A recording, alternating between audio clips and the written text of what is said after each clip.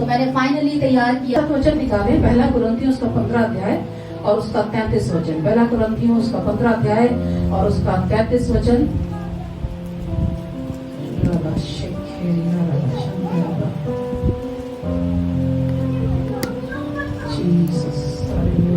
धोखा न खाना, बुरी संगति अच्छे चरित्र को बिगाड़ देती है।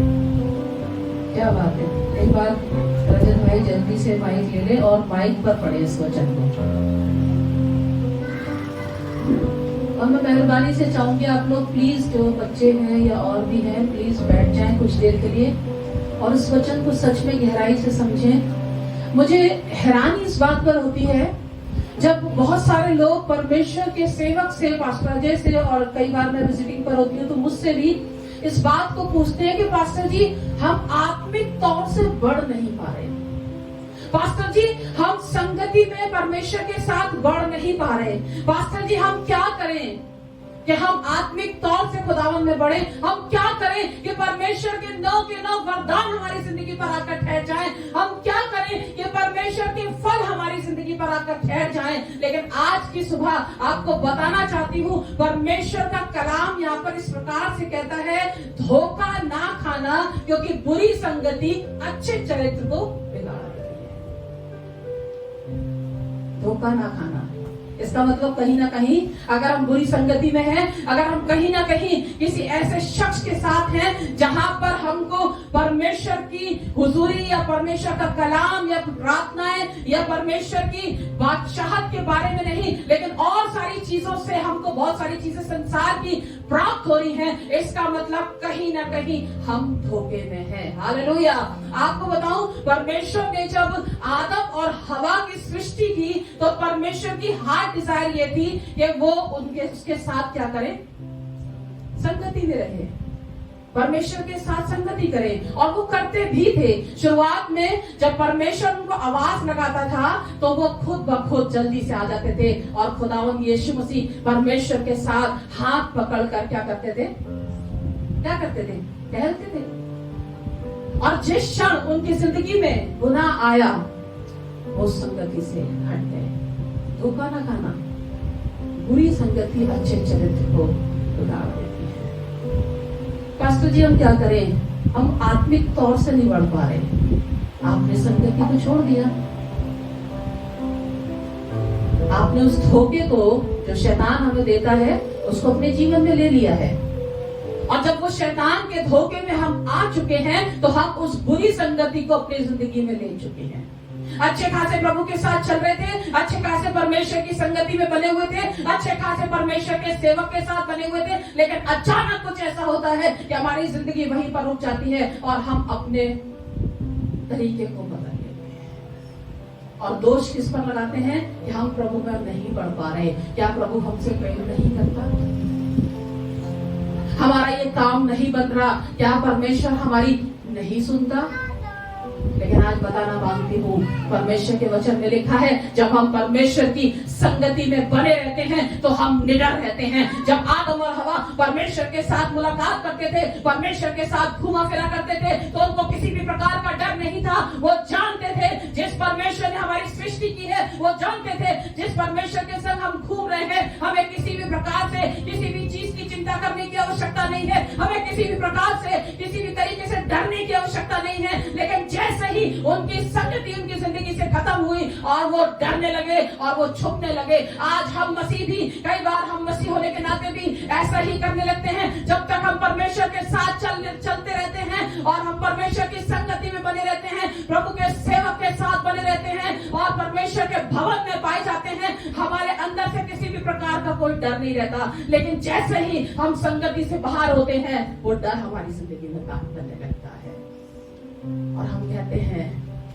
पास्टर जी दुआ करके जाइए, अब हम डर गए। एक छोटी सी बीमारी आती है और हमें डरा देती है। एक छोटी सी तंगाली आती है। शायद आपने प्रभु में आने से पहले भी बहुत सारी तंगाली देखी हो। एक एक रुपए के लिए शायद आप तरसते हो प्रभु में आने से पहले, लेकिन जिस शाम प्रभु के पास आ जाते हैं और प्रभु के साथ चलने लगते हैं, परमेश्वर हमें प्रॉस्पर करने लगता है, परमेश्वर हमें बढ़ाने लगता है, क्योंकि हम परमेश्वर की संगति में बने रहते हैं। आज की सुबह आपको बताना चाहती हूँ, एक खादिम को मैं सुन रही थी और वो बता रहे थे कि जब हम परमेश्वर के पास आते हैं तो परमेश्वर हमारी छोले भटूरे की भी प्रार्थना सुन लेता है। और वो बताने लगे कि जैसे ही लोग प्रभु के पास आए तो चर्च में आके गवाही दे रहे थे, परमेश्वर का धन्यवाद हो, मेरा छोले भटूरे खाने का मन हो रहा था और परमेश्वर ने मुझे छोले भटूरे खिला दिए। लेकिन जब परमेश्वर लर्निंग पीरियड में डालता है, जब परमेश्वर चाहता है कि अब तुम मांस मछली खाना सीखो, तो उस टाइम जब आपने दुआ करी कि परमेश्वर मुझे मोमोज खाने की इच्छा है और परमेश्वर बोल रहा है कि मैं तुझे नहीं खिलाऊंगा, तो आते हैं और कहने लग जाते हैं मास्टर जी मेरी तो मोमोज की भी प्रार्थना नहीं सुनी गई। लेकिन आज बताना मांगती हूँ, जब तक बच्चा छोटा होता है हम अपने बच्चों की पॉटी तक धुलाते हैं, लेकिन जब बच्चा बड़ा हो जाता है तो एक समय पर आके हम ये सब चीजें छोड़ देते हैं, क्योंकि हम चाहते हैं कि हमारा बच्चा बड़ा हो जाए। हालेलुया।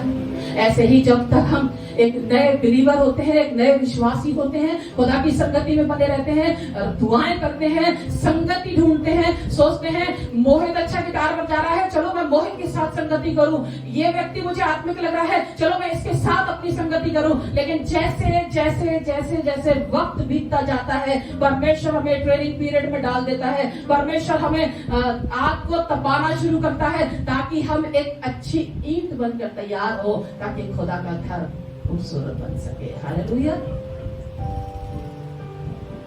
हालेलुया। लेकिन हम उस कच्ची ईंट से ही बड़े खुश होते रहते हैं। बारिश आएगी तो वो कच्ची ईंट क्या होगी? जितने भट्टे वाले बैठे हैं वो अच्छे से जानते हैं, मुझे ज्यादा नॉलेज नहीं है क्योंकि पास्टर जी भट्टों पर जाते हैं और बहुत सारी चीजें देखते हैं, लेकिन जितना थोड़ा बहुत मैं जानती हूँ वो ये है, जब तक ईंट भट्टे के अंदर नहीं गई है आप उसको किसी भी प्रकार का शेप दे सकते हैं। सही बात है। लेकिन जैसे ही ईंट भट्टे के अंदर जाती है और जब वो बाहर आती है तो वो टूटने के सिवा कुछ और नहीं करती। Hallelujah, hallelujah. इसलिए जब परमेश्वर हमको बनाता है, जब मोमोज के लिए भी प्रार्थना हो रही है, तो परमेश्वर कह रहा है मैं तेरी इस डिजायर को पूरी नहीं करूंगा, क्योंकि तू डिसिप्लिन में आ जा। मेरे पास कुछ पॉइंट्स हैं यहाँ पर परमेश्वर के वचन में हम देखेंगे। यहाँ पर मैंने लिखे हैं कुछ पॉइंट। परमेश्वर की संगति हमें निडर बनाती है, और एग्जाम्पल है आदम और हवा का।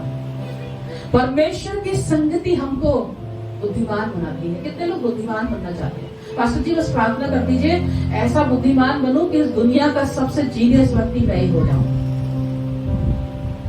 परमेश्वर का वचन आपको बुद्धिमान बनाएगा। नीति वचन पढ़ना शुरू करें, आप बुद्धिमान हो जाएंगे। अगर आप अब तक मूर्खता की बातें कर रहे हैं, अब तक अगर आप पब्लिक में बैठे हुए हैं और बकबक की बातें कर रहे हैं, बेकार की बातें कर रहे हैं, मूर्खता की बातें आपके मुंह से आ रही हैं, तो परमेश्वर के कलाम को अपनी जिंदगी में लेना शुरू करें, इसके साथ संगति करना शुरू करें, और जब आपकी संगति इसके साथ हो जाएगी आप रोज बरोज बुद्धिमान होते चले जाएंगे। अगर आप अभी तक निर्बुद्धि बने हुए हैं तो परमेश्वर नहीं चाहता कि आप निर्बुद्धि रहे, बुद्धिमान हो जाए।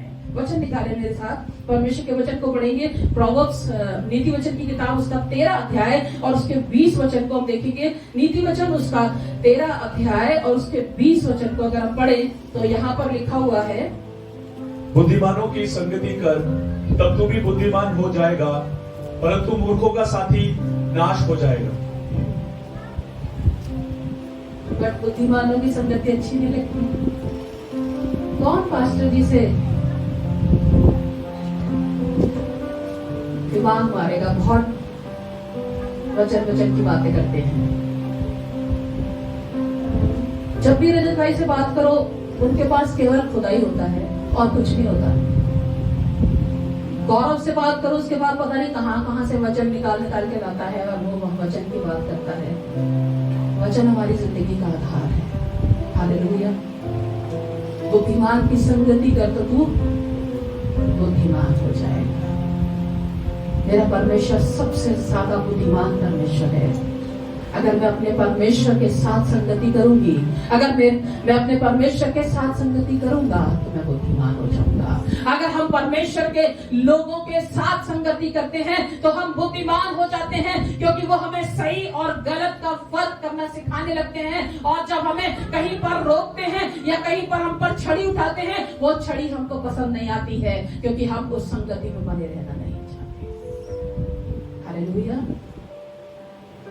वो छड़ी हमको पसंद नहीं आती, लेकिन पास्टर का, प्रभु के सेवक का और प्रभु का काम है कि वो आपको सिखाते रहे, आपको निडर बनाते रहे, आपको बुद्धिमान बनाते रहे, क्योंकि ये कलाम इस बात को कहता है, बुद्धिमान की संगति कर तो तू बुद्धिमान हो जाएगा, और बेवकूफ की संगति में रहेगा तो तू क्या होगा? कोई नाश हो जाएगा। कितनी खतरनाक बात लिखी है। कई बार हम बेवकूफ की संगति में बैठे रहते हैं और खुद भी बेवकूफ बने रहते हैं, और सालों साल ऐसे ही निकल जाते हैं बेवकूफियों में। यीशु को जान लिया है और परमेश्वर के कलाम को भी पढ़ लिया है, बुद्धिमान की संगति कर, लेकिन फिर भी बेवकूफी कर रहे हैं, बार बार बेवकूफी कर रहे हैं, बार बार उसकी संगति से भाग रहे हैं। दाऊद कहने लगा, तेरी आत्मा से भागकर कहां जाऊं? आकाश में चढ़ जाऊं तो भी तू वहां पर है, अधलोक में चला जाऊं तो भी तू वहां पर है, क्योंकि तूने मेरे बिछौने पर पड़े रहने को भी देखा है परमेश्वर, इसलिए मैं तेरी संगति से भागकर कहीं नहीं जा सकता। दाऊद कहने लगा, एक वर मैंने यहोवा से मांगा है कि मैं जीवन भर यहोवा के भवन में बना रहने पाऊं, ताकि मैं तेरी मनोहरता पर दृष्टि लगाए रहूं। हालेलुया। आज एक सवाल मसीहों के लिए मेरे पास है। कोई मुझे बता सकता है, हम परमेश्वर के साथ संगति रखने के लिए क्या एफर्ट्स करते हैं? कोई मुझे बता सकता है कि हम परमेश्वर के साथ संगति में बने रहने के लिए क्या एफर्ट्स करते हैं? परमेश्वर का वचन आप लोगों को समझ में आ रहा है? कितने लोगों को परमेश्वर का वचन समझ में आ रहा है? आ रहा है समझ में? तो आप मुझे जवाब दें कि हम परमेश्वर की हुजूरी में बने रहने के लिए या उसके साथ संगति में बने रहने के लिए क्या एफर्ट्स करते हैं? बताएं मेरे को, कोई बता सकता है? टाइम देते हैं। और कुछ? आज मैं चाहती हूँ कि पीछे में से कोई आवाज आए। परमेश्वर के साथ संगति में रहने के लिए हम क्या एफर्ट्स करते हैं? हम अपने बिजनेस को बढ़ाने के लिए बहुत सारे एफर्ट्स करते हैं। हम अपनी नौकरी में अपना 100% देते हैं कि हमें नौकरी से ना निकाल दिया जाए। हम स्टडी में अगर अपना 100% नहीं देंगे तो हम फेल हो जाएंगे। हम अपने हस्बैंड वाइफ की लाइफ में जब हम बहुत सारी चीजों को करते हैं तब वो बहुत खूबसूरत बनती है, ताकि वो रिश्ता बहुत मजबूत होता है। तो हम अपने हर चीज के लिए एफर्ट्स करते हैं। लेकिन आज मैं ये पूछना चाहती हूँ कि हम परमेश्वर के साथ संगति करने के लिए क्या एफर्ट्स करते हैं? और मोहित ने जवाब दिया है, हम वक्त देते हैं। पीछे से कोई बताया और क्या कर सकते हैं हम? हमारे चर्च में कोई समझदार नहीं है। हम अपने आप को डेडिकेट करते हैं और प्रेयर करते हैं। और डेडिकेशन का मतलब होता है संसार और संसार की बातें अब जाती रही, अब मसीह मुझ में जी लेते हैं और हम मसीह को दिखाते हैं। लेकिन यहाँ पर बोलने से कि हम वक्त देते हैं बहुत आसान है, लेकिन परिवार जानता है हम कितना वक्त देते हैं। हालेलुया। हमें यहाँ पर कहना कि हम डेडिकेट होते हैं, लेकिन जब दुनिया देख रही होती है तो हमें पता चलता है कि हम कितने डेडिकेटेड हैं। हालेलुया। और कोई बता सकता है हम संगति के लिए और क्या एफर्ट्स करते हैं? कोई है समझदार? परमेश्वर ने किसी को बुद्धिमान बनाया है कि नहीं? आप मुस्कुरा सकते हैं। मैं जब भी प्रचार करती हूँ तो मुझे ऐसा लगता है कि जैसे कुछ हार्श हो रहा है तो लोग थोड़ा सा डर गए कि ये पता नहीं अब क्या उथल पुथल करने आई है। आप मुस्कुराते रहें, खुश रहें और आप आज कुछ ना कुछ जरूर प्राप्त करके जाएंगे। तो इसलिए मुझे जल्दी से बताएं कि हम परमेश्वर की संगति में बने रहने के लिए क्या एफर्ट्स करते हैं। सबसे पहला हम चर्च आते हैं,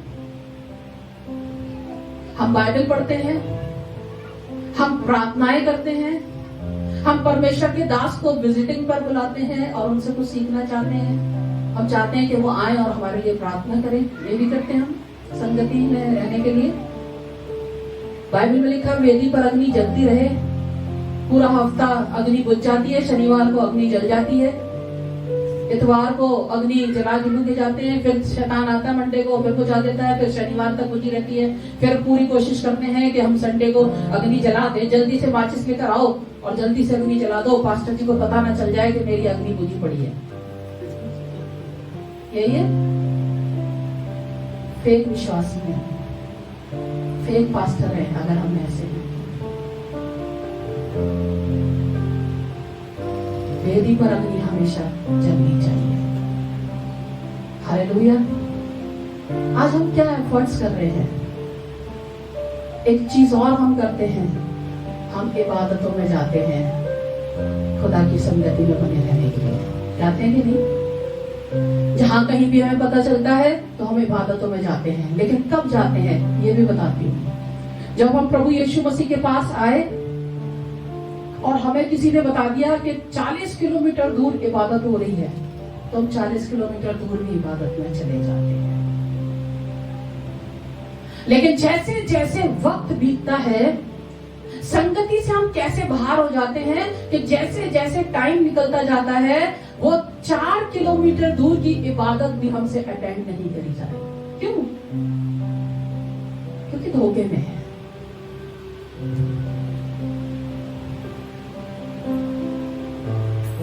हम 96 में यीशु के पास आए और हमने यीशु मसीह से कहा, जिएंगे तेरे लिए, मरेंगे तेरे लिए। और मुझे आज भी याद है, मेरे पास्टर ने मुझे कहा कि आपको इबादत में आना पड़ेगा, और मैं 2-3 दिन पुरानी विश्वासी थी, क्योंकि मैं घर में अपने 3 भाइयों में एक लड़की हूँ, तो मेरे पास कोई और साथी नहीं था, मेरे पास कोई और बहन नहीं थी कि मैं किसी के साथ जा सकूं। और मेरे पास्टर ने कहा था आपको इबादत में आना है, और इबादत जो है वो 10 किलोमीटर दूर है।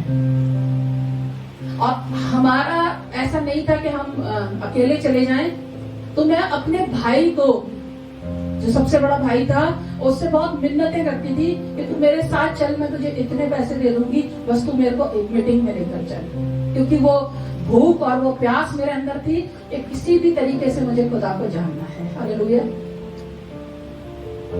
और मैं अपने भाई से बहुत एक दिन पहले से बोलना शुरू करती थी, प्लीज मुझे साइकिल पर ले चल, चाहे तू जैसे मर्जी ले चल, लेकिन मुझे इबादतों में जाना है। और मैं आपको बताना चाहती हूँ कि उन इबादतों में जाकर ही मैंने खुदावंद यीशु मसीह को गहराई से समझा।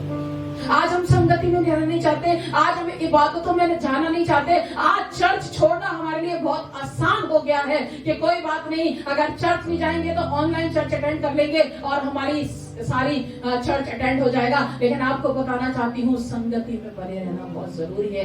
धोखा ना खाओ। अगर हम संगति में नहीं है तो इसका मतलब हम गलत संगति में हैं। हम संसार की चीजों में व्यस्त हैं। कहीं ना कहीं हमारे अंदर अगर डर है तो इसलिए कि हम खुदा की संगति से हट चुके हैं। हालेलुया। और यहाँ पर परमेश्वर के वचन में लिखा है, बुद्धिमान की संगति कर तो तू बुद्धिमान हो जाएगा। हालेलुया। तीसरी बात मैंने जो लिखी है वो है, परमेश्वर की संगति हमें चंगा रखती है। हालेलुया। आइए एक वचन देखें, नीति वचन उसका 12 अध्याय और उसका 18 वचन। नीति वचन उसका 12 अध्याय और उसका 18 वचन इस प्रकार से कहता है, ऐसे लोग हैं जिनका बिना सोच विचार का बोलना तलवार की नाई चुभता है। बस रुक जाए। जो खुदा की संगति में है वो कैसे बात करते हैं, उनकी बातें कैसी होती हैं? जो परमेश्वर के साथ संगति कर रहे हैं, एक मन और एक आत्मा हो रहे हैं, वो अपने स्वभाव से, अपने बोलने से, अपने लाइफस्टाइल से, अपनी हर एक चीज से क्या करते हैं? कितने लोगों को नींद आ रही है? किसी को नींद आ रही है? मेहरबानी से मुस्कुराते रहे और मुझे जवाब दें कि हम अपने लाइफस्टाइल से, अपने बोलने से, अपने हर चीजों से, अगर हम खुदा के साथ एक संगति में हैं, उसके साथ एक संगति में रह रहे हैं, तो हमारा लाइफस्टाइल, हमारा बोलना कैसे होगा?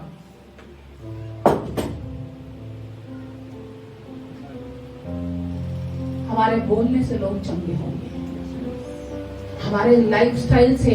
आपको पता है, एक व्यक्ति ने कहा, प्रभु मेरे लाइफस्टाइल से लोग चंगे होने चाहिए। कोई बता सकता है? कोई समझदार है जो बता सकता है किसने परमेश्वर से ये बात कही थी? बताए।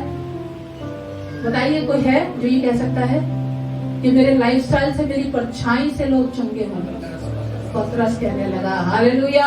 जो पतरस कहीं ना कहीं मुकर रहा है, जो पतरस कहीं ना कहीं बहुत सारी चीजों में इन्वॉल्व हो गया है, लेकिन अब वही पतरस कह रहा है कि प्रभु मेरे लाइफस्टाइल से लोग चंगे होने चाहिए, क्योंकि हमें ऐसा लग रहा है कि लोग हमें नहीं देख रहे। लेकिन आज की सुबह आपको बताना चाहती हूँ, जो लोग परमेश्वर की संगति में बने रहते हैं, उनका लाइफस्टाइल भी परमेश्वर जैसा होता है। हालेलुया। उनका लाइफस्टाइल भी परमेश्वर जैसा होता है। उनका उठना, उनका बैठना, उनका चलना, उनका बोलना, सब कुछ परमेश्वर जैसा होता है। लेकिन यहाँ परमेश्वर का वचन कहता है, जब वो बोल रहे हैं तो कैसा बोल रहे हैं? मानो तलवार। कई लोग ऐसे हैं, जब बोलते हैं उनका मुंह खुलता है तो खुला ही रह जाता है, और ऐसा बोलते हैं कि किसी को हील नहीं कर सकते। आपके शब्दों से लोग चंगे होते हैं। हालेलुया। आपकी वाणी से, आपकी बातचीत से लोग आशीषित होते हैं। आज बताना मांगती हूँ, नीति वचन उसका 12 अध्याय उसका 18 वचन ये कहता है, ऐसे लोग हैं जिनका बिना सोच विचार का बोलना तलवार के समान चुभता है, परंतु जो संगति में बना रहता है वो बुद्धिमान हो जाता है, और बुद्धिमान के बोलने से लोग जोरदार तालियां बजाएं अपने लिए, क्या बहुत बुद्धिमान। तालियां बजाएं। अगर आपको ये विश्वास नहीं है कि आप बुद्धिमान हैं, तो विश्वास के साथ ताली बजाएं, ताकि आप आज बुद्धिमान होकर जाएं। हालेलुया। बुद्धिमान के बोलने से लोग चंगे हो जाते हैं, और परमेश्वर के वचन में लिखा है, हाय उस पर जो तुम्हें ठोकर खिलाए, क्योंकि उसके गले में चक्की का पाट डालकर समुद्र में डाल दिया जाएगा। इसलिए अपने शब्दों को, इसलिए अपनी वाणी को, इसलिए अपनी बातचीत पर विशेष ध्यान दें, क्योंकि हमारा लाइफस्टाइल, हमारा बोलना, हमारा सब कुछ इस बात का प्रतीक है कि हम खुदा की संगति में है या नहीं। हालेलुया। हम उस अदन की वाटिका में है या नहीं। हालेलुया। कहीं ऐसा तो नहीं परमेश्वर ने हमें अदन की वाटिका से बाहर फेंक दिया है और हमें पता भी नहीं है। हमारे शब्दों से, हमारे लाइफस्टाइल से इस बात का पता चलता है। एक वचन अगर और निकाले, रोमियो की किताब, परमेश्वर की संगति हमारी गवाही को क्या करती है? स्ट्रॉन्ग करती है। परमेश्वर की संगति हमारी गवाही को क्या करती है? स्ट्रॉन्ग करती है। पहला यूहन्ना उसका 5 अध्याय और उसके 9 वचन को अगर हम पढ़े, पहला यूहन्ना उसका 5 अध्याय और उसके 9 वचन को, पहला यूहन्ना 5 अध्याय और उसके 9 वचन में इस प्रकार से लिखा है, जब हम मनुष्य की गवाही मान लेते हैं तो परमेश्वर की गवाही तो उससे बढ़कर है। और परमेश्वर की गवाही यह है कि उसने अपने पुत्र के विषय में गवाही दी। हालेलुया। परमेश्वर की गवाही क्या है? ये मेरा प्रिय पुत्र है, तुम उसकी सुनो। और परमेश्वर का वचन कहता है, जितनों उसको ग्रहण किया उसने उन्हें अपनी संतान होने का अधिकार दिया। तो इसका मतलब यह है, प्रभु यीशु मसीह के द्वारा हमें ये अधिकार मिला है कि हम उसकी संतान ठहरते हैं। और जब हम उसकी संतान हैं तो हमारी गवाही कौन देगा? कोई बता सकता है? खुदावंद यीशु मसीह हमारी गवाही देता है। हालेलुया। अगर हम उसके साथ ऐसे हैं, हमारा परमेश्वर हमारी गवाही देता है, और हमारा परमेश्वर लोगों को खड़ा करता है कि वो हमारी गवाही दे सके। हालेलुया। किसी में वो हिम्मत नहीं, शायद वो आपके प्यार में 1 हफ्ते गवाही दे सके, शायद वो आपके लगाव में 2 हफ्ते गवाही दे सके, बट तीसरे हफ्ते एक इंसानी रूप में वो व्यक्ति आपसे मुंह मोड़ लेगा। लेकिन जब परमेश्वर चाहेगा तो वो बार बार गवाही देगा, और वो गवाही इसलिए देगा क्योंकि परमेश्वर उसके द्वारा गवाही दिलवा रहा है। हालेलुया। खुदावंद के लिए जोरदार तालियां बजाएं, क्योंकि परमेश्वर हमारे गवाही देता है जब हम उसके साथ एक मन और एक आत्मा होते हैं, उसके साथ संगति में बने रहते हैं। एक वचन और निकाले, रोमियो की किताब उसका 16 अध्याय और उसका 17 वचन। रोमियो की किताब उसका 16 अध्याय, हम जल्दी से जाएंगे।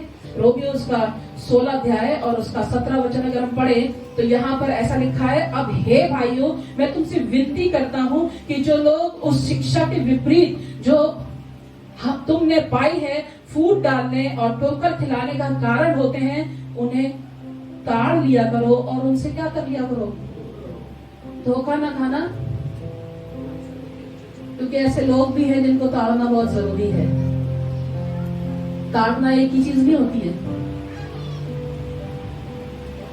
कई बार हम बहुत सारी चीजों को ताड़ते रहते हैं, लेकिन जो चीज ताड़नी चाहिए उसको नहीं करते हैं। लेकिन वचन कह रहा है ताड़ लो और उनसे क्या हो जाओ, दूर हो जाओ, क्योंकि वो आपके स्पिरिट को भी खत्म कर देंगे।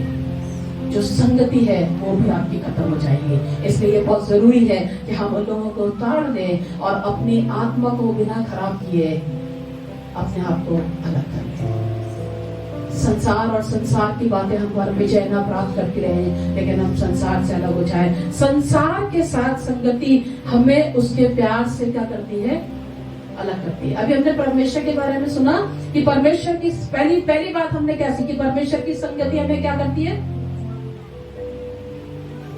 सुलाती है। परमेश्वर की संगति हमको आलस में डालती है। परमेश्वर की संगति हमें जवाब देने से रोकती है। यही सीखा हमने। आप मुझे बताएं फर्स्ट बात क्या बताई थी मैंने, परमेश्वर की संगति हमें क्या करती है, निडर बनाती है। जोरदार तालियां नीचे के लिए। परमेश्वर की संगति हमको निडर बनाती है, और दूसरी बात परमेश्वर की संगति हमें बुद्धिमान बनाती है।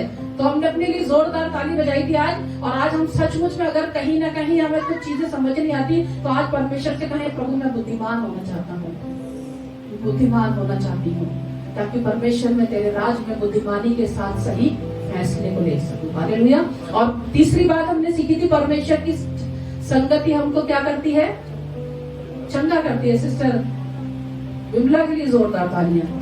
परमेश्वर की संगति हमें चंगा रखती है। परमेश्वर की संगति हमारी क्या करती है, चौथी बात क्या बताई थी, परमेश्वर की संगति हमारी गवाही को स्ट्रॉन्ग करती है। दो लोगों के लिए तालियां, गौरव के लिए और भाई रजत के लिए। परमेश्वर की संगति हमारी गवाही को स्ट्रॉन्ग बनाती है, और हमारी गवाही न केवल लोग, लेकिन हमारी गवाही हमारा परमेश्वर भी देता है। हालेलुया। आपको पता है हमारा परमेश्वर हमारी गवाही कैसे देता है? जैसे ही यीशु मसीह पानी में से बाहर आया, उसने कहा ये मेरा प्रिय पुत्र है और मैं इससे अति प्रसन्न हूँ। जब हम परमेश्वर के आश्चर्य कर्म को, परमेश्वर के कामों को अपनी जिंदगी से होते हुए देखते हैं, जब परमेश्वर हम देखते हैं कि सामने वाला व्यक्ति परमेश्वर की सामर्थ में फ्लो हो रहा है, परमेश्वर की सामर्थ उस पर छाया किए है, लोग चंगे हो रहे हैं, बीमार चंगाई को हासिल कर रहे हैं, लोग प्रोफेसी कर रहे हैं, जो प्रोफेसी फुलफिल हो रही है, इसका मतलब यह है कि परमेश्वर हमारी गवाही दे रहा है। Hallelujah, hallelujah. परमेश्वर हमारी गवाही दे रहा है। अब हम सीखेंगे संसार के साथ संगति हमको क्या करती है। संसार के साथ संगति हमें उसके प्यार से क्या करती है, अलग करती है। पहला यूहन्ना उसका 2 अध्याय उसका 15 वचन देखेंगे। संसार के साथ संगति उसके प्यार से हमें अलग करती है। पहला यूहन्ना उसका 2 अध्याय और उसका 15 वचन। यहाँ पर लिखा है तुम ना तो संसार से और न संसार में की वस्तुओं से क्या करो, प्रेम रखो। यदि कोई संसार से प्रेम रखता है तो उसमें पिता का प्रेम। कितने लोगों को संसार और संसार की चीजें बहुत अच्छी लगती हैं। एक फैमिली अपने चर्च में पिछले साल जुड़ी और परमेश्वर ने बड़ा अद्भुत काम उनकी जिंदगी में किया। सालों साल से दुष्टात्मा थी, और जब पास्टर जी हम सब गए वहां पर, हमने प्रार्थनाएं की और वो चंगे हो गए, और उन्होंने परमेश्वर के भवन में आना शुरू किया, हमने इबादतें करना शुरू किया। वो बहन जब भी किसी भी प्रसाद को खाती या किसी भी भोग में वो जाकर कुछ भी खाकर आती, वो दुष्टात्मा एक्टिव हो जाती थी, और वो आकर तुरंत फोन पर प्रार्थना कराना शुरू करते थे कि पास्टर जी दुआ कर दीजिए क्योंकि दुष्टात्मा एक्टिव हो चुकी है। और हम इस बात को कहते थे कि इस काम को मत करो, क्योंकि बाइबल मना करती है और बाइबल साफ कहती है इन सब बातों के विषय में, बट उन्होंने नहीं माना। और एक समय अब ऐसा आया जहां उन्होंने परमेश्वर के सेवक और हम पर ये इल्जाम लगाकर छोड़ दिया, ये कह दिया हर चीज से हमें रोका टोका जाता है, इसलिए हम ये चर्च में नहीं जाएंगे। अगर आप परमेश्वर की संगति में बने रहना चाहते हैं तो आपको परमेश्वर के वचन का पालन करना ही पड़ेगा, उसमें कोई चॉइस नहीं है। और अगर आप परमेश्वर की संगति में भी रहना चाहते हैं और संसार में भी रहना चाहते हैं तो दो नाव में पैर रखने वाला व्यक्ति हमेशा डूबता ही है। इसलिए ध्यान से सुने, प्रकाशित वाक्य में लिखा है आत्मा कलीसिया से क्या कहता है। इसलिए बेहतर यही है कि परमेश्वर के वचन में बने रहें, उसकी बातों में बने रहें, क्योंकि जब हम संसार को खुश करते हैं तो हमारा परमेश्वर हमसे नाराज होता है, और जब हम परमेश्वर को खुश करते हैं तो कहीं ना कहीं रिश्ते छूटते हैं। लेकिन मैं आपको बता दूं कि चीजें छूट जाएं तो छूट जाएं, लेकिन यीशु मसीह छूटने ना पाए। अब्राहम ने बहुत सारी चीजों को छोड़ा और आज वो विश्वासियों का पिता कहलाता है। हालेलुया। बहुत सारी चीजों से रोक टोक करते हैं, रोक टोक पास्टर अजय या पास्टर मार्गरेट नहीं, लेकिन रोक टोक परमेश्वर का कलाम करता है। हमने ये वचन नहीं लिखा है, ये परमेश्वर की आत्मा के द्वारा लिखा गया वचन है। 2021 साल पहले ये वचन लिख दिया है, जब शायद हम पैदा भी नहीं हुए थे। ये पास्टर अजय दास ने नहीं लिखा, ये पास्टर बैरीहीन ने नहीं लिखा है, ये पास्टर पॉल दीनाकरण ने नहीं लिखा है, ये पास्टर शौकत सिद्दीकी ने नहीं लिखा है, लेकिन लिखा है तो केवल और केवल परमेश्वर की आत्मा ने लिखा है। और जिसने लिखा है उसको हमें मानना ही पड़ेगा, क्योंकि हमने खुदावंद यीशु मसीह को उद्धारकर्ता के रूप में ग्रहण किया है। और वचन कहता है जो मुझसे प्रेम करता है वो संसार से प्यार रखता है, और जो संसार से प्यार करता है वो खुदा से प्यार रखता है। हालेलुया। इसलिए आज इस बात का विचार करें कि हम किसके साथ संगति करना चाहते हैं। परमेश्वर के साथ संगति हमारी बहुत सारी चीजों में अगुवाई करती है, हमें स्ट्रॉन्ग बनाती है, हमें चंगा रखती है, बहुत सारी चीजें करती है। संसार के साथ संगति हमें खुदा के सामने निर्दोष बनाती है। यही है, यही है। बड़े ध्यान से लोग मुझे देखने लगे, सिस्टर ने कुछ गलत बोल दिया है, लेकिन मैं गलत कई बार इसलिए बोलती हूँ कि आप सेंसिटिव नहीं होते। मुझे यहाँ से दिख रहा होता है कोई अपने बच्चे को कुछ फीड कर रहा होता है, कोई पड़ोस में बैठकर उसको चूटियां काट रहा होता है, कोई पड़ोस में बैठ के कोनी मार रहा होता है, देख ले तेरे लिए हो रही है बात, मैं तो बिल्कुल सही हूँ।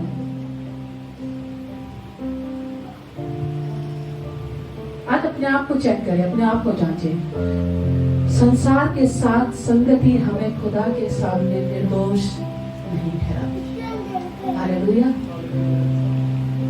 हम कभी भी परमेश्वर के सामने निर्दोष नहीं ठहर सकते अगर हम संसारिक हैं। और संसार की बातें, अगर आज कोई जवान बच्चा यहाँ पर बैठा है और उसकी फ्रेंडशिप, उसकी दोस्ती, उसकी वार्तालाप एक ऐसे शख्स के साथ है जो अविश्वासी है, तो आज यहां से फैसला करके जाएं कि हम उस रिश्ते को खत्म करेंगे। असमान जुओं में ना जुटे। विश्वासी का अविश्वासी के साथ कोई मेल जोल नहीं है। और ये बात इसलिए कह पा रही हूं मैं, क्योंकि जवानी में हम बहुत सारे गलत फैसले ले लेते हैं। हम दिखाते जरूर हैं कि हम परमेश्वर की संगति में हैं, हम परमेश्वर के साथ हैं, हम प्रभु के साथ चल रहे हैं, अन्य भाषाएं बोल रहे हैं, आराधना कर रहे हैं, आराधना करवा भी रहे हैं, बहुत सारी चीजें कर रहे हैं। लेकिन आपको बताना चाहती हूँ, अगर आज भी इन सब चीजों में पड़े हुए हैं, आज भी अगर हम उन संसारिक लोगों के साथ संगति में हैं, अगर आज भी हम उन पार्टियों में इन्वॉल्व हैं, अगर आज भी हमारा नेचर संसार के जैसा है कि जैसे संसार के लोग कर रहे हैं वैसे ही मैं भी कर सकता हूं या कर सकती हूं, तो आज आपको बताना चाहती हूं यहीं पर स्टॉप हो जाए, क्योंकि ये आपको परमेश्वर के सामने निर्दोष नहीं ठहराएगा। ये आपको परमेश्वर के सामने निर्दोष नहीं ठहराएगा। आज रुक जाए। अगर कोई लड़की यहाँ पर है और किसी ऐसे संबंध में है जिससे आप खुदा की संगति से दूर हो चुके हैं। आज से आप अपनी जिंदगी को चेक करना शुरू करिए। जब आप परमेश्वर की साथ संगति में रहते हैं तो आप निडर बने रहते हैं। जब आप परमेश्वर के सेवकों की संगति में बने रहते हैं, जब आप विजिटिंग में बने रहते हैं, तो आप परमेश्वर की आत्मा से कुछ ना कुछ प्राप्त करते रहते हैं। जब आप परमेश्वर के आराधना में जाकर, परमेश्वर की 40-40 किलोमीटर दूर जाकर परमेश्वर के आराधना में बने रहते हैं, तो आप कुछ ना कुछ खुदावन से प्राप्त करते रहते हैं और वो अग्नि हमारी जलती रहती है। लेकिन जैसे ही हम सब चीजों को छोड़ते हैं तो हम संसार हम पर हावी होना शुरू हो जाता है। हम मानते नहीं हैं, बट सच यही है। हम चाहे माने चाहे ना माने, लेकिन सच यही है कि संसार और संसार की बातें हमें खुदा के आगे निर्दोष नहीं ठहरने देगी। इसलिए आज इस बात पर निर्णय लें, क्या हम खुदा के आगे निर्दोष ठहरना चाहते हैं या ऐसे ही हम अपनी जिंदगी को आगे व्यतीत करना चाहते हैं। और जब खुदा के सामने खड़े होंगे तो उसका चेहरा भी हम नहीं देख पाएंगे। प्रभु कहेगा मैं तुझे नहीं जानता। एक वचन मेरे साथ पढ़े, रोमियो की किताब उसका 12 अध्याय और उसका 2 वचन, और उसके बाद हम एक अंतिम वचन और पढ़ेंगे और फिर हम समाप्त करेंगे। रोमियो की किताब उसका 12 अध्याय और उसका 2 वचन। इस संसार के सदस्य न बनो, परंतु तुम्हारे मन के नए हो जाने से तुम्हारा चाल चलन भी बदलता जाए, जिससे तुम परमेश्वर की भली और भांति और सिद्ध इच्छा अनुभव से मालूम करते रहो। संसार के सदस्य ना बनो। अगर प्रोजेक्टर पे है तो हम पूरी गली से मिलकर इस वचन को पढ़ेंगे मेरे लिए मेहरबानी से।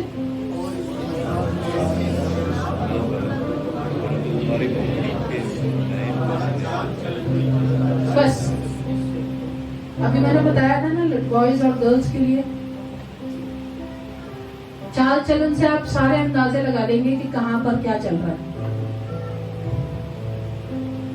तुम्हारे मन के नए हो जाने से तुम्हारा चाल चलन भी बदलता जाए। अगर संसार में भी वैसे थे और चर्च में भी वैसे ही हैं, इसका मतलब यह है कहीं ना कहीं कुछ गड़बड़ है।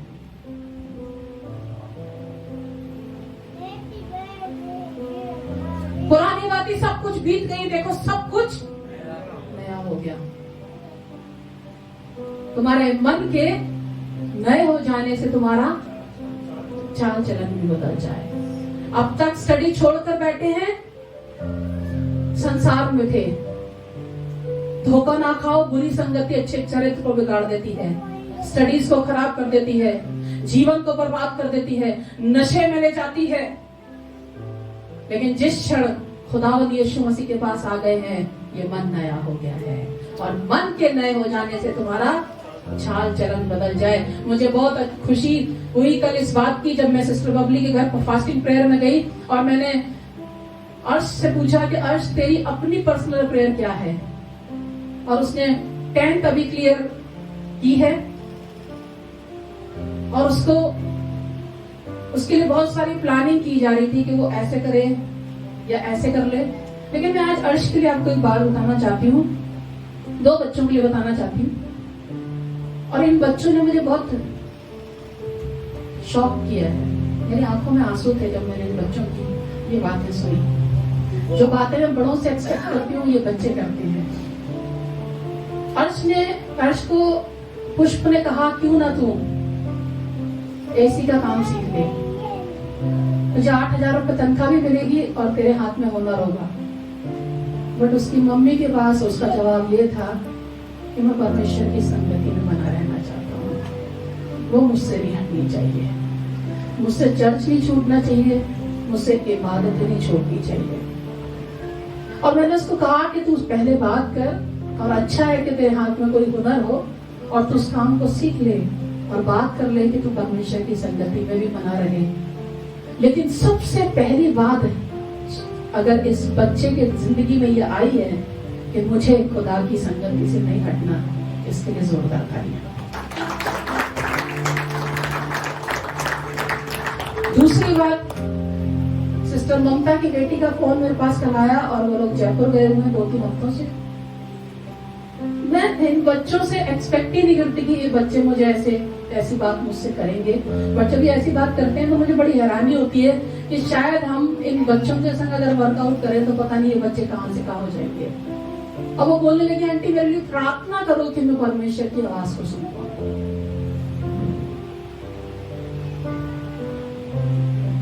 मेरे लिए प्रार्थना करो कि मैं परमेश्वर की आवाज को सुन पाऊं, और मैं परमेश्वर की आवाज को सुनना चाहती हूँ।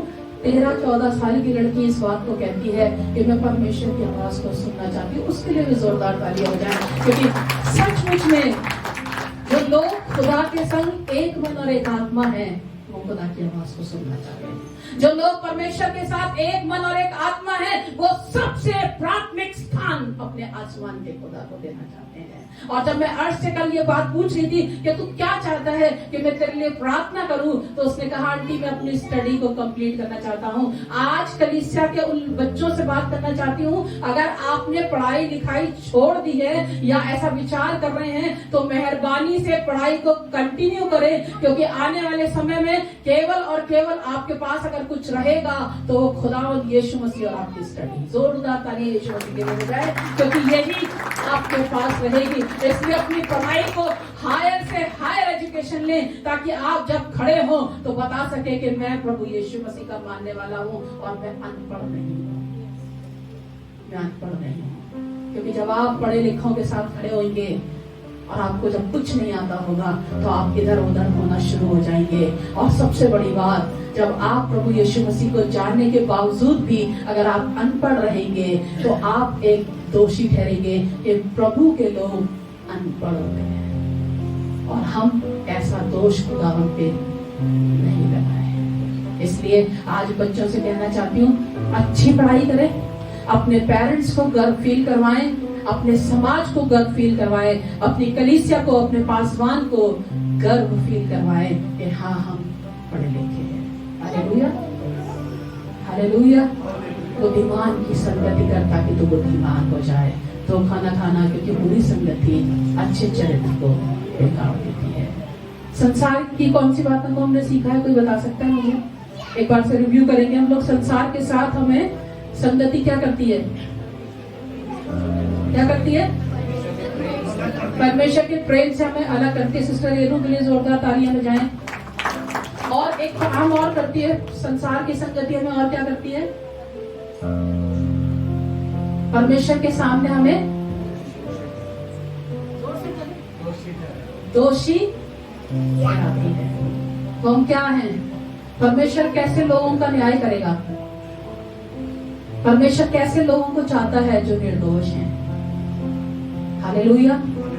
हमने यीशु को जान लिया, अब हम उन गुनाहों से, उन पापों से, उन अपराधों से, उस गलत संगति से, उन अविश्वासी की बातों से, उन असमान जुए में ना जुटे, लेकिन हम खुदावंद यीशु मसीह के साथ चलते रहे, उसकी संगति में चलते रहे, अपने लाइफस्टाइल से, अपने शब्दों से। क्योंकि जो व्यक्ति मूर्खता की बातें करता है वो तलवार से भी ज्यादा बातें चुभती हैं, लेकिन जो बुद्धिमान व्यक्ति होता है उसके शब्दों से लोग चंगे हो जाते हैं। हालेलुया। इसलिए आज से अगर हम अपने घर में चीख चीख कर बातें करते हैं, यहाँ पर तो प्रेज द लॉर्ड और सब ठीक ठाक है, हाँ जी सब ठीक है, पास्टर जी के आते ही सब कुछ बदल जाता है। पास्टर जी घर पे पहुंचते हैं, चाहे उससे पहले बहुत चीख रहे हो एक दूसरे पे, प्रेज द लॉर्ड पास्टर जी, आइए आइए आइए, बैठिए बैठिए बैठिए पास्टर जी। और जैसे ही पास्टर जी की पीठ मुड़ी, एक रुपया में तो। अगर हम ऐसे हैं अपने घर में तो अपने लाइफस्टाइल को बदले। बुद्धिमान के वचनों से लोग चंगे होते हैं। अब आपको बताऊं, केवल शारीरिक तौर से चंगे नहीं होते, कई बार ये आत्मा भी बीमार होती है, कई बार ये हृदय भी बीमार होता है, कई बार ये हृदय में बड़ी ठेस लगी होती है और हम वेट कर रहे होते हैं कोई ऐसा जन आ जाए जो ऐसी बात हमसे कर दे कि हमारा ये जो ठेस हमारी लगी हुई है ये हट जाए हमारी जिंदगी से। हालेलुया। मैं अपने बच्चों को हमेशा एक ही बात बोलती हूँ, 2 घंटे के चर्च में अपने आप को स्वर्गदूत ना दिखाएं। 22 घंटे की जिंदगी को ऐसे जिए कि आपका आसमान का खुदा आपसे खुश हो जाए। क्योंकि 22 घंटे की जिंदगी आप अपने परिवार में, संसार में और अपने दोस्तों में जीते हैं, और वो जिंदगी खुदावंद यीशु मसीह को सबसे ज्यादा पसंद करती है। हालेलुया। यही हमारी वर्शिप टीम का आधार है, जिसको हमने इस वर्शिप टीम को का नींव जिसको हमने बनाया है कि जब आप 2 घंटे यहाँ पर हैं, हालेलुया, प्रेज द लॉर्ड, रो भी रहे हैं और सब कुछ कर रहे हैं, लेकिन जब हम बाहर उतर रहे हैं, स्टेज से बाहर निकल रहे हैं, तो हम उस 22 घंटे में क्या कर रहे हैं, वो मैटर करता है। आइए हम अपनी आंखों को बंद करें और आज इस वचन को अपनी जिंदगी में लें। परमेश्वर के वचन में लिखा है, गलातियों की किताब उसका 2 अध्याय, गलातियों की किताब उसका 2 अध्याय उसके 20 और 21 वचन पे अपनी आंखों को बंद कर लें और इस वचन को ध्यान से सुने। गलातियों की किताब उसका 2 अध्याय उसके 20 और 21 वचन में इस प्रकार से लिखा है, मैं मसीह के साथ क्रूस पर चढ़ाया गया हूँ, अब मैं जीवित न रहा पर मसीह मुझ में जीवित है, और मैं शरीर में अब जो जीवित हूँ तो केवल उस विश्वास से जीवित हूँ जो परमेश्वर के पुत्र पर है, जिसने मुझसे प्रेम किया और मेरे लिए अपने आप को दे दिया। मैं परमेश्वर के अनुग्रह को व्यर्थ नहीं ठहराता, क्योंकि यदि व्यवस्था के द्वारा धार्मिकता होती है तो मसीह का मरना व्यर्थ होता। मैं मसीह के साथ क्रूस पर चढ़ाया गया हूँ, अब मैं जीवित ना रहा पर मसीह मुझ में जीवित है।